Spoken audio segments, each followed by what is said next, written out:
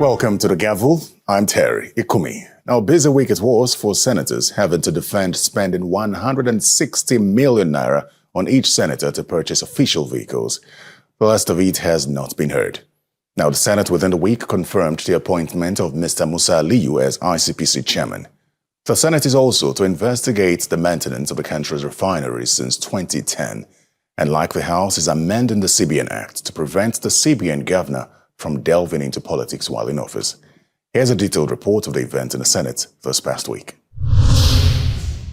24 hours after receiving a request for confirmation of Mr. Musa Aliyu as the chairman of the Independent Corrupt Practices and Other Related Offences Commission from President Bola Tinubu, the Senate began plenary with the screening of the nominee, who is the immediate past Attorney General of Jigawa State. What do you think you want to bring to the table as an ICPC chairman that EFCC as a body cannot do? The newly confirmed chair of the ICPC, however, promised transparency. I will ensure that we have strategic collaboration with the National Assembly, the judiciary, the civil society organizations, the NBA, and the international community. The Senate also began the process of reviewing the Electoral Act after the amendment bills killed first reading. The Senate also considered a motion on the implementation of the Petroleum Industry Act and the potential exit of international oil companies. The Senate resolved to investigate the withdrawal of some of the companies from Delta State and the attendant loss of jobs. Also in the Senate, 2 bills seeking to ban the governor of the Central Bank and deputy governors of the Apex Bank from participating in politics skilled second reading. I'm proposing that Section 9 be amended further, that will ban the CBN governor and his deputy from participating in politics when they are in service. The behavior of the immediate past governor of the bank was not as a result of legal loopholes. It was absence of governance. And even the Senate was also unable to assert, to find the courage to assert its oversight responsibility. What we need is not new laws. What we need is the will to enforce laws. Today, as I'm talking to you, our naira is virtually in tatters. The naira is exchanging in the parallel market for 1,260 or 70. That is not acceptable. And so if there is any way that we can, by legislative intervention, strengthen the machineries of the central bank to act appropriately in their regulatory position or roles, I think we should encourage it. 2 bills are referred to the Committee on Banking to report back in 2 weeks. The senators also sought an amendment of the Cybercrimes Act 2015, first read on October 18, 2023. This bill seeks to address all anomalies that has hindered the effective implementation of the Act. We can see how our national data will be protected. In most advanced countries, their data goes with their economy. So we are trying to build one here. Almost every one of us have the national identity number. Our national identity number can be stolen. Meanwhile, President Bola Tinubu is expected to present the proposed 26.1 trillion naira 2024 budget estimates to a joint session of the National Assembly in the next 2 weeks. The chairman of the Senate Committee on Appropriation, Senator Olamileko Adiola, made the revelation after the inaugural meeting of the committee in Abuja. Senator Adiola adds that the 2024 to 2026 medium-term expenditure framework and fiscal strategy paper is expected next week. By the special grace of God, we are expecting the MTEF also by next week. The MTEF should also be presented to the National Assembly by next week. And immediately we receive, the Committee on Finance will go to work and look at the document thoroughly.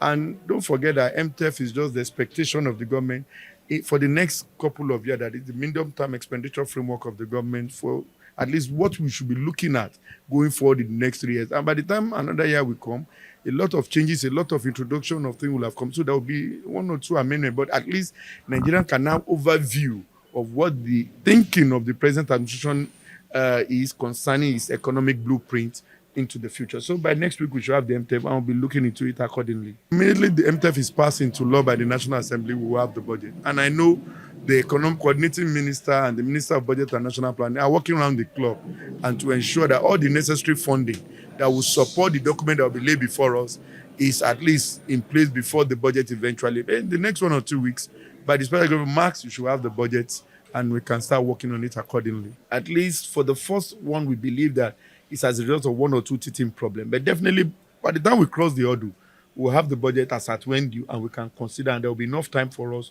to work with. But for now, I strongly want to believe that if we have the document, we are going to at least go out of our way to ensure we keep the tradition of 31st of December of every financial year.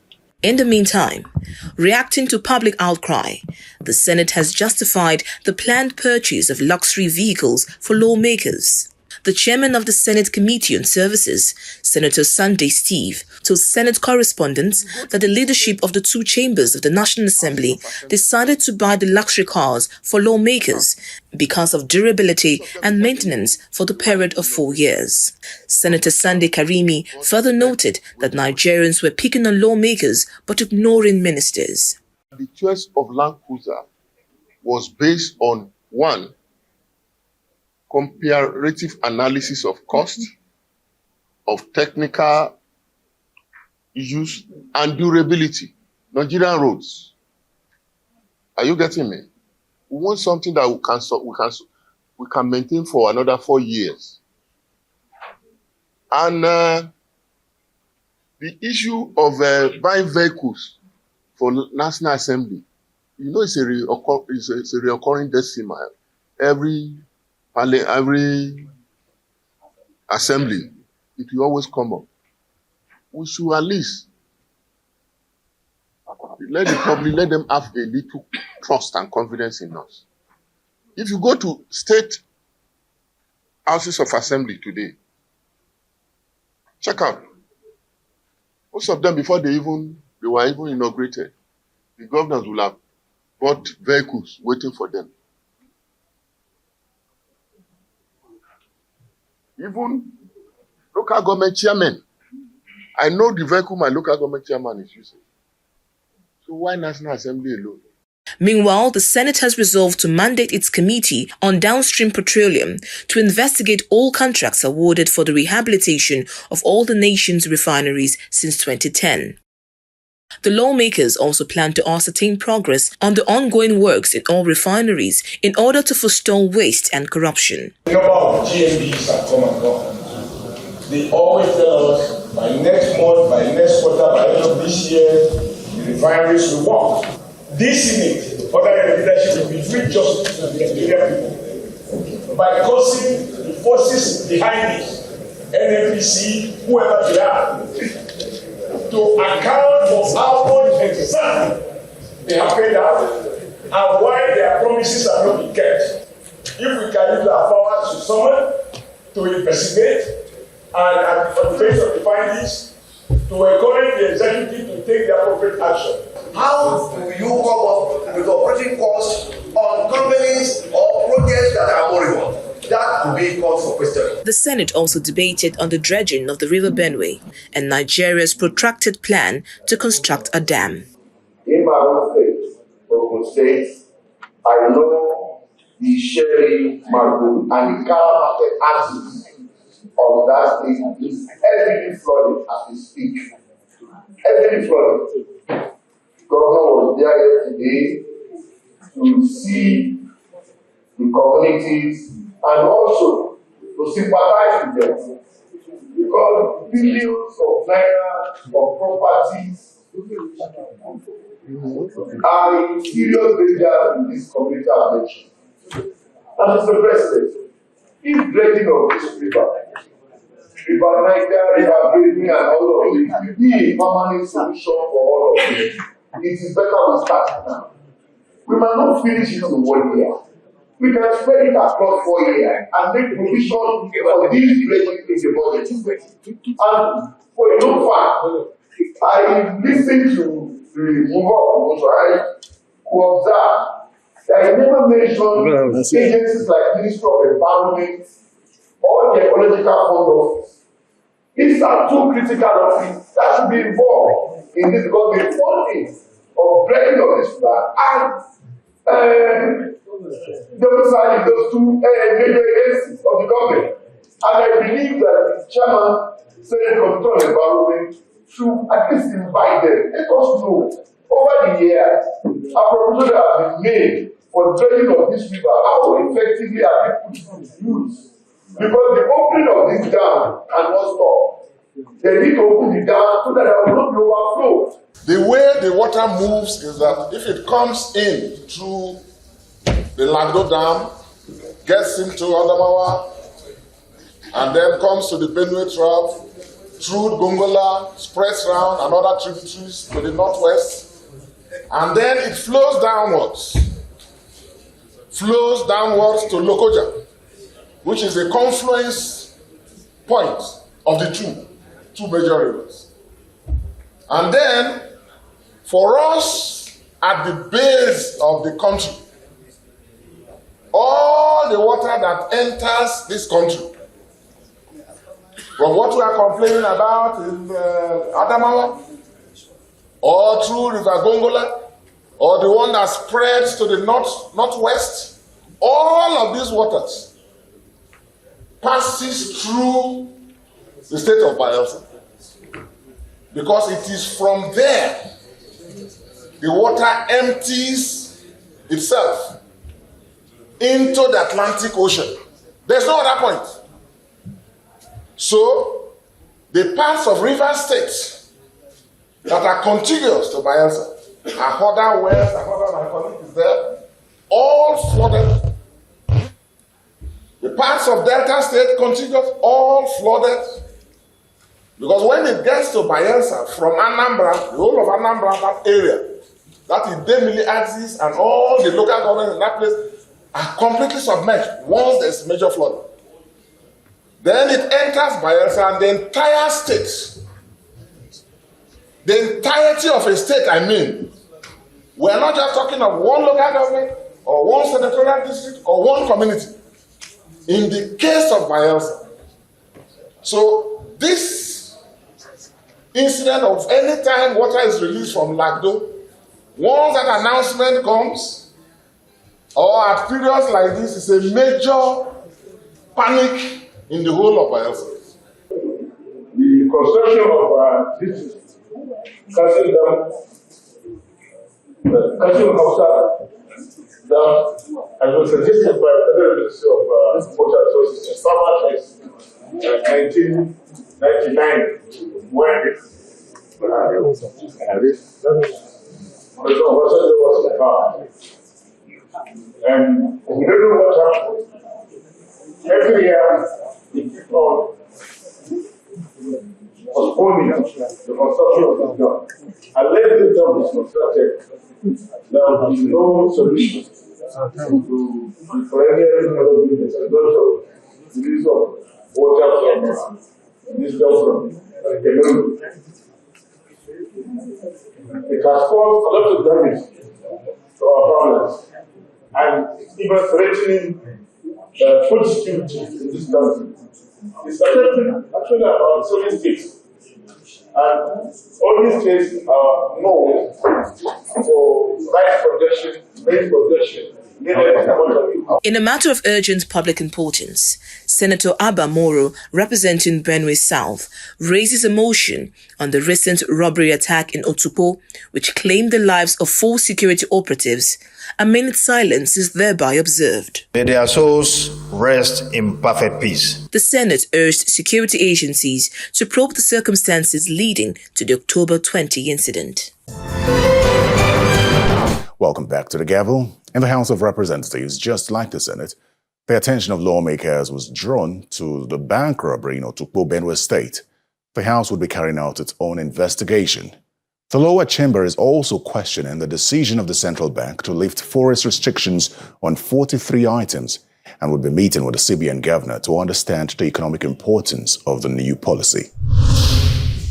2 weeks after the Central Bank of Nigeria released a policy lifting restrictions on 43 items prohibited in 2015 from accessing foreign exchange from the official window, the House of Representatives is raising questions surrounding its impact on the economy. Aware that almost all the 43 items are from two critical sectors which have been identified by all policy documents, needs, seats, to Vision 2022 as being areas that are critical to economic diversification.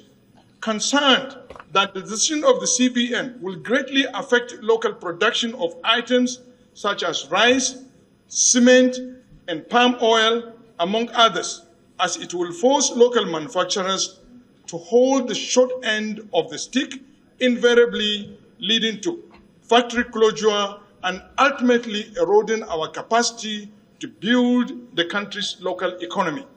Further worried that Nigeria will not be competitive in the African Continental Free Trade Area if its markets are flooded with imported finished goods, the House resolves that its relevant committees should invite the central bank governor for further explanation.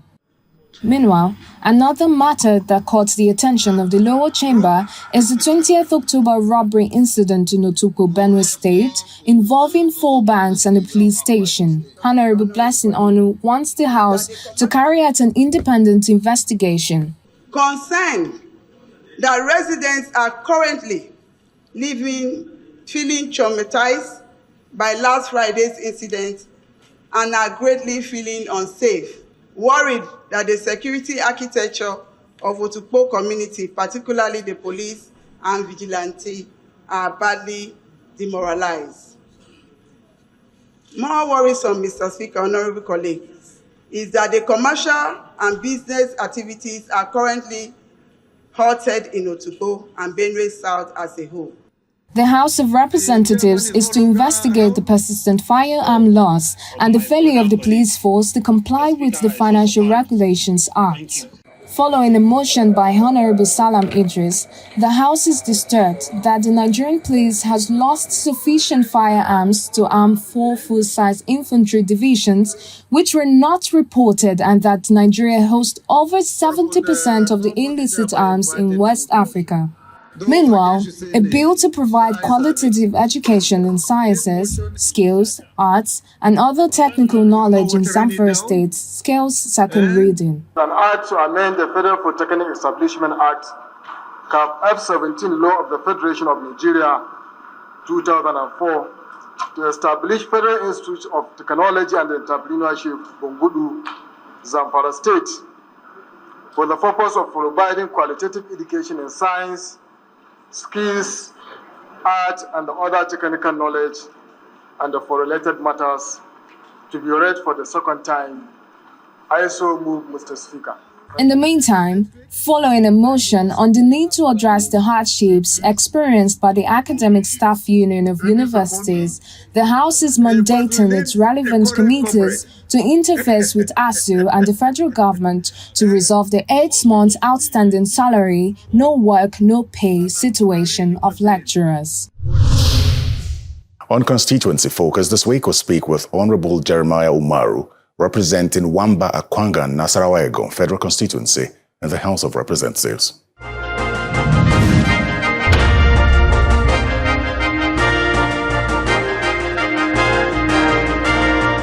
During our campaigns, we came out with a blueprint, what we want to do for our people. Because our people, they are mostly into agriculture.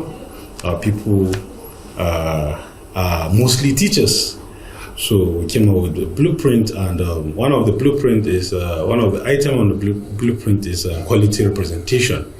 And you agree with me that so far we have passed, for first reading, 7 bills and 3 motions so far that have impact on our people and the people of Nigeria as a whole. Of course, another aspect we're looking at is youth employment and empowerment. And for the youth employment and empowerment, so far we've been able to empower some youths in our constituency. Recently, I was in Kano to engage with Mahmuda group of companies to see how we can come and set up an industry for the young people to be able to do one or two things in that organization. We look at the health sector. We also look at agriculture. For the agriculture, so far, we have distributed 1,000 fertilizers, 1,000 bags of fertilizers, and 1,000 spray machines to the farmers back home, to encourage them and to support them in the agricultural business. And also, of course, we distributed 6 transformers to our constituency, 2 in each of the local government, to assist some of these communities that do not have lights. Because having light in their place, it means that it will encourage most of these people who are into small scale businesses, like the barbers, the hairdressing, saloonists, and the rest. And of course, women empowerment. Our women back home, we've been able to organize them. We have widows, we have those who are struggling. We've been able to organize them in groups, and we've been giving support to them. And of course, also looking at the infrastructure. In terms of the infrastructure, we have passed 2 motions that has to do with the road, the collapsed bridge in Akwanga, which today, by the grace of God, has been fixed, and people are flying that road. We also have the construction of the Wamba Bokos road, Panyam road, that links to Plateau. And I am bold to state, myself, Honorable Lalu, Honorable Lalu from Plateau, Leko from Bauchi, did a joint motion on this particular road. And I can guarantee you this road was awarded since 2015. Nothing was done. But the moment we did the motion, the contractor went back to site. And in the motion, we were calling on the federal government, Federal Ministry of Works, to re-award the contract because it was obvious that the contractor does not have the capacity to be able to do the road. But he has moved to site, and we're watching and observing what he is doing. And of course, there are other things that we have done of giving scholarships to over 150 students of our constituency to support them in their education, because education is one of the key aspects of our blueprint. Because without education, definitely there is nothing we can do, and that's the first run of the scholarship scheme.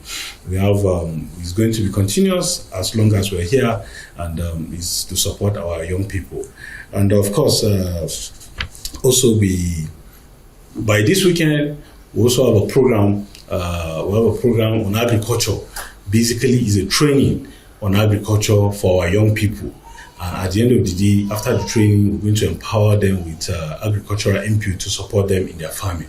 So far, so good, I can say, and I will tell you boldly that the people of Wamba, the people of Akwanga, Nasarawa Egon, have a representative that cares about them. And because the zone does not have any federal presence, we have federal presence in Kefi zone, we have federal presence in Lafia zone, but we do not have any federal presence in Akwanga zone. And that was why in our bills, we talk about or we push for the establishment of Federal University of Education. Like I have mentioned, most of our people are into their educationists, they are teachers. And having this will boost their research capacity to be able to do more in terms of giving back to the society, teaching the young ones. Of course, the agriculture, we have done bills on agriculture, the agricultural hub in Akwanga, and of course the Agro-Technical Institute in Nasarawa Egon. The whole idea is to promote agriculture in a large scale.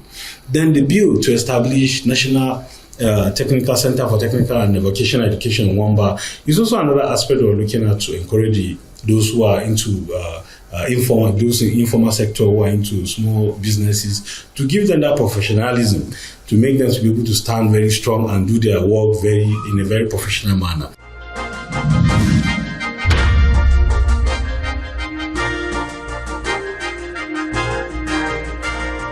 And that's all the time we have on The Gavel this week. Remember to send feedback to The Gavel at channelstv.com. I'm Terry Ikumi. Goodbye.